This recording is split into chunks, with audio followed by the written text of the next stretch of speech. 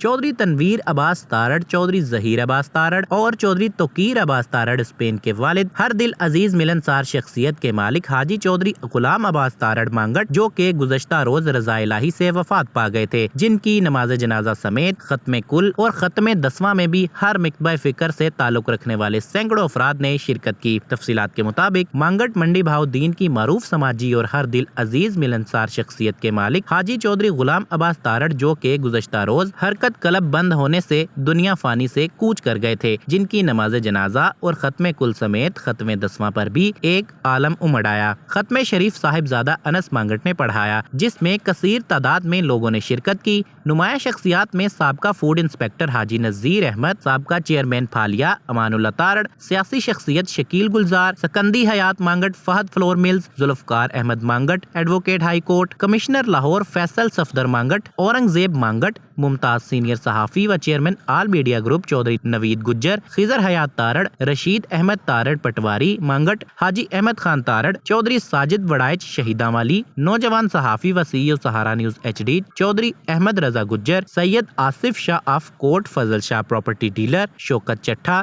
محمد عباس راجہ مندرے سمیت کثیر لوگوں نے شرکت کی تھی۔ رپورٹ رضا چودھری، سہارا نیوز، گجرات۔